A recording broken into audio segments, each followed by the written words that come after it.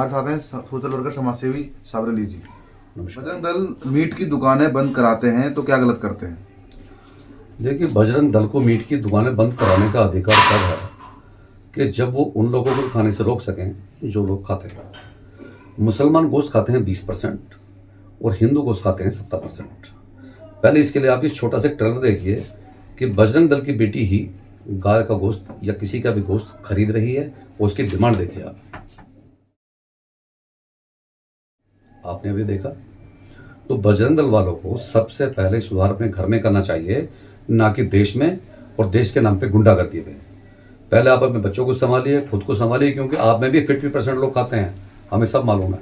अगर गोश्त की दुकान बंद होती है तो इसका नुकसान मुसलमानों को कम होगा और हिंदुओं को ज़्यादा होगा। अभी आपने जो इस बेटी को देखा, अगर वो बेटी खरीद रही खाती है तो हमें तो कोई परेशानी नहीं है, वो उसकी अपनी दिनचर्या है, वो उसको कैसे बिताएगी। ये आप और हम तय करने वाले कौन होते हैं कि कौन खाएगा कौन नहीं खाएगा। इसीलिए पहले अपने घर में झांकिए, बाद में बाहर वालों को बात कीजिएगा। पिंकी चौधरी जी का वीडियो वायरल हो रहा है, हथियारों को वितरण कर रहे हैं। देखिए, Pinky Chaudhary day by day, Pinky Chaudhary साहब जो बहुत बड़ा सपना देख रहे हैं, पता नहीं कितने बड़े नेता बनना चाहते हैं, उनकी डे बाय डे आप जो भी वीडियो देखेंगे वो भ्रष्टाचार और देश हित में नहीं, देश के दुश्मनों की भाषा में आप देखेंगे। लेकिन पहले उसके लिए आप ये वीडियो देखें, वरना आप कहेंगे मैं झूठ बोलता हूँ। गाजियाबाद में हिंदू रक्षा दल ने तलवार वितरण किया। शालीमार गार्डन के कार्यालय पर आम लोगों को तलवार बांटी गई। हिंदू रक्षा के कार्यकर्ताओं ने कहा कि हर परिवार के पास आत्मरक्षा के साधन होने चाहिए ताकि बहन बेटियों के साथ साथ स्वयं की सुरक्षा की जा सके। आत्मसुरक्षा के उद्देश्य से हिंदू समाज को सतर्क, संगठित और तैयार रहने की जरूरत है। अभी आपने देखा, इसमें आपने देखा इतनी तलवार फर से गंडा से सीधा ये बोल के बांटा जा रहा है कि कटुओं को काटना है, कटुओं को काटना है। देखिए, एक दिन आज आप चुप बैठ करके सब तमाशा देख रहे हो, मैं हिंदू भाइयों से अपील कर रहा हूँ, ये एक दिन ये आंच आपके घर तक भी आएगी और उस वक्त कुछ नहीं कर पाएंगे आप मजबूर हो चुके होंगे। हमारे देश को ऐसे लोगों की जरूरत बिल्कुल नहीं है, वो चाहे हिंदू हो या मुसलमान हो, चाहे पिंकी चौधरी हो या सलमान खान हो, कोई भी हो। लेकिन हमारे देश को ऐसे लोगों की जरूरत नहीं है। हमारे देश को उन लोगों की जरूरत है जो शांति बनाए रखें, बिजनेस की बात करें, कारोबार की बात करें, क्योंकि हमारा देश बाकी देशों के मुकाबले बहुत पीछे जा चुका है कारोबार में, और कुछ दिनों को ऐसे चला तो हमारा देश गुलाम हो जाएगा। इसलिए अपने देश को बचा लीजिए। इंजल चश्मा नाम के विद्यार्थी को हमारे देश में मार दिया गया। सुरक्षा में लगे सैनिक का परिवार भी अब मोदी राज में सुरक्षित नहीं है। बीएसएफ जवान तरुण प्रसाद चकमा ने अपने बेटे एंजल चकमा को त्रिपुरा से उत्तराखंड पढ़ाई के लिए भेजा था। देहरादून में रह रहा एंजल चकमा अपने छोटे भाई के साथ बाजार में सामान लेने गया था, तभी वहां कुछ जाहिलों ने उसे घेर लिया। एंजल चकमा और उसके भाई को इन गुंडों ने नेपाली, चीनी, चिंकी, मोमोज बुलाकर उनका मजाक उड़ाया। दोनों भाइयों ने विरोध किया तो नफरती चिंटुओं ने उन पर चाकुओं से हमला बोल दिया। दोनों भाई, देखिए, ये बहुत ही शर्मनाक बात है, बहुत ज़्यादा शर्मनाक बात है कि वो बच्चा ये चिल्लाता रहा, भाई मैं इंडियन हूँ, भाई मैं इंडियन हूँ। लेकिन इन कुत्तों ने झुंड बना के जो उस बच्चे को मारा है, बहुत ही शर्मनाक बात है। वो बच्चा भले ही मुसलमान नहीं है, लेकिन हमें मुसलमान होने के नाते उसका बहुत ज़्यादा दुख है, क्योंकि हमारा इस्लाम हमें सिखाता है कि हमारे लिए सब भाई हैं। हम गलत नज़र से किसी को देखना हक नहीं रखते हैं, हम नफरत के हकदार नहीं, मोहब्बत के हकदार हैं। इसीलिए उस मोहब्बत के साथ मैं कहना चाहता हूँ कि उस बच्चे से, उसके घर वालों से हमें बहुत हमदर्दी और बहुत प्यार है, और मुझे नहीं, पूरे मुस्लिम धर्म को उस बच्चे से हमदर्दी है जिसके साथ गलत किया गया। लेकिन ये लिंचिंग तभी रुकेंगी जब आप लोग भी हमारा साथ देंगे। आप सब साथ मिलकर खड़े हुए। ऐसे कुत्तों की कोई औकात नहीं है, इनकी औकात तब तक है जब तक हम लोग नहीं बोलते। जिस दिन बोलना शुरू कर दिया उस दिन ही अपने बिल में घुस जाएंगे। लेकिन इसमें हमें आपकी मदद की सख्त जरूरत है।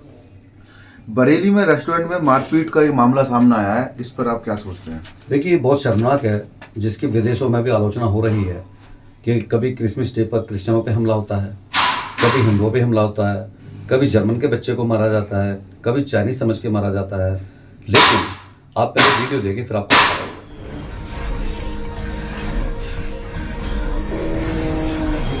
हमारे बीच पार्टी में नारेबाजी करके लोग आए थे, सीधे डायरेक्टली मारने लगे थे और बहुत ज़्यादा हमला किया था और बहुत खून वगैरह निकल रहा था। मुझसे बदतमीजी की थी, मेरा फ़ोन वगैरह छीन रहे थे। लव देहात है, ये है वो है, ऐसा कुछ नहीं है। सबसे ज़्यादा यहाँ पे हिंदू लोग थे, सिर्फ 2 ही मुस्लिम थे वहाँ। लोगों ने इतना उन लोग को मारा है। आपने देखा, ये बेचारे स्टूडेंट हैं, अगर ये एक साथ पढ़ते हैं तो कौन सा ग्रुप जुल्म करते हैं?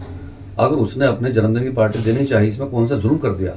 लेकिन ये कुत्ता जो भौंकता हुआ अंदर आया कि कटवा कौन है, कटवा कौन है, उसने एक पहचान मांगी और जो 2 मुस्लिम नजर आए उनको इसने मारा पीटा, उनके हाथ पर तोड़ दिए। जबकि वो हिंदू लड़की भी ये गुहार लगा रही है कि ये मेरी पार्टी है, इनको मैंने बुलाया है, आपको क्या आपत्ति है? तो उस बच्ची के साथ भी इन्होंने बदतमीजी की, उसका मोबाइल छीनने की कोशिश की। आपने वीडियो में देख ही लिया होगा अभी कि उसके मोबाइल छीनने की कोशिश की, उसके साथ भी बदतमीजी की। तो इस तरह के गुंडों की बिल्कुल कोई औकात नहीं है। जिस दिन इनके खिलाफ आवाज़ उठनी शुरू हो गई, ये एक मौके की तलाश में है कि कोई मुस्लिम बोले और हम हिंदू मुस्लिम करें। लेकिन अगर सरकार मुसलमानों के साथ खड़ी हो तो ये गुंडे कुछ नहीं कर पाएंगे, अपने बिल में घुस जाएंगे। मुसलमानों को सिर्फ एक ही परेशानी है कि अगर वो एक आवाज़ भी उठाते हैं तो 20 घरों पर बुलडोजर चलता है, उनके खिलाफ उल्टे सीधे मुकदमे दर्ज किए जाते हैं, उनको बंद किया जाता है। मुझे एक बात समझ नहीं आती, हमें अपने अल्लाह पर यकीन है कि हम अगर गलत करेंगे तो हमें भुगतना पड़ेगा। मुझे लगता है ऐसे नफरती जो नकली हिंदू हैं, इनको अपने भगवान पे बिल्कुल भरोसा नहीं है। अगर इनको भगवान पे भरोसा होता तो इस तरह की उल्टी सीधी हरकत बिल्कुल नहीं करते, क्योंकि भगवान हो, अल्लाह हो, गलत आदमी को सजा ऊपर जाके सबको मिलनी है, कोई भी ऐसा नहीं बचेगा जिसको सजा ना मिले। तो मुझे तो ये लगता है जो नफरती चिंटू हैं, वो चाहे सीएम हो, पीएम हो, कोई भी हो, किसी भी बिरादरी से ताल्लुक रखता हो, लेकिन अगर वो इतनी गुंडागर्दी और नफरत फैलाने का काम करते हैं तो उनको अपने भगवान पे बिल्कुल यकीन नहीं है। इनकी बातों में हिंदू भाइयों को बिल्कुल नहीं आना चाहिए। हमारे बहुत सारे हिंदू भाई ऐसे प्रेमी हैं जो सबसे प्रेम करते हैं, साथ मिलकर खाना खाते हैं, बैठते हैं, क्या वो हिंदू नहीं है? हिंदू होने का सर्टिफिकेट ये लोग देंगे? इनको बदनाम करने के लिए, पूरी कौम को बदनाम करने के लिए, जो हिंदू धर्म को बदनाम कर रहे हैं, इन ऐसे लोगों की कोई जगह नहीं होनी चाहिए। और आप सब मिलकर साथ में आवाज उठाइए, हम सब आपके साथ हैं। ट्रेन में से घसीटकर एक मिराज नाम के युवक को मार दिया गया, क्या सोचते हैं आप? देखिए, ये इतनी शर्मनाक बात है कि ये 4 लड़के हथियार लेके, पहले तो समझने की बात है ट्रेन में कहाँ से पहुंचे। इनको अरेस्ट करके सबसे पहले ये पूछना चाहिए भाई हथियार कहाँ से आए, ये फैक्ट्री यहाँ कहाँ पे चल रही हैं जहाँ पे इतने हथियार बनाए जा रहे हैं, जो खुला में हथियार बांट रहे हैं। इन फैक्ट्रियों को बैन किया जाए, उन लोगों को अरेस्ट करके उनको जमानत नहीं मिलनी चाहिए, उसके बाद इन बच्चों से सवाल पूछा जाए। पहला पे वीडियो देखिए। लहूलुहान हालत में अपने अल्लाह को पुकारते इस शख्स की हालत देखिए, ऊपर से लेकर नीचे तक खून से लथपथ है। पूरे शरीर पर धारदार हथियार मारकर शरीर के अंगों को चीर दिया गया। मिली जानकारी के मुताबिक इस शख्स का नाम सिराज है और 4 लड़कों ने मिलकर इसका ये हाल किया है। आपने देखा कि ये 4 बच्चे पहले ट्रेन में चढ़ के बदमाशी दिखाते हैं, तलवार लहराते हैं, तमंचे लहराते हैं, और जब वो लड़का, इनको पता लगता है मुसलमान है, तो इन हरामजादों ने उसको चीर डाला। वो लड़का चिल्लाता रहा, लेकिन इनको तरस नहीं आया। अब मैं जानना चाहता हूँ कि ये जो कुछ नफरती चिंटू जिहादी चिल्लाते हैं, जिहाद किसको कहते हैं? अगर आप ये कहते हैं कि जिहाद एक आतंकवाद है और ये दूसरे लोगों के लिए खतरा है, हिंदुओं के लिए खतरा है, तो मैं जानना चाहता हूँ कि जो इस तरह का जिहाद ये फैला रहे हैं, कभी लव जिहाद के नाम पे, कभी ज़मीन जिहाद के नाम पे, कभी मुसलमान जिहाद के नाम पे, हर मुसलमान को जिहादी नाम से पुकारते हैं, तो आप ये बताइए, आप लोग जो आतंकवाद फैला रहे हैं, ये कौन सा जिहाद है? इसका जवाब कौन देगा? सरकार देगी या ये हरामजादे देंगे? मैं सरकार से अपील करता हूँ कि अभी भी वक्त है, आप ऐसे लोगों पे शिकंजा कसिए, वरना वो दिन दूर नहीं जब आपकी कुर्सी भी चली जाएगी और ये आपको भी मारना शुरू कर देंगे इस कुर्सी के लिए। आज आपने जो गड्ढा खोदा है मुसलमानों के लिए, कल उस गड्ढे में आप गिरने वाले हैं, चाहे किसी भी पोस्ट का नेता हो।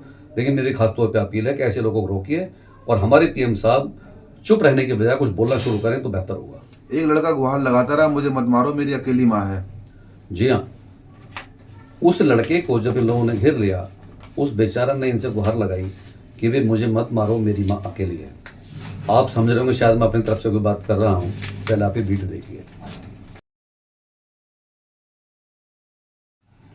आपने वीडियो देखा, ये बच्चा चिल्ला रहा है पिटते पिटते कि वे मेरी माँ घर पे अकेली है, आप मुझे मत मारिए, मत मारिए, मत मारिए। पर इन कुत्तों को तरस नहीं आया।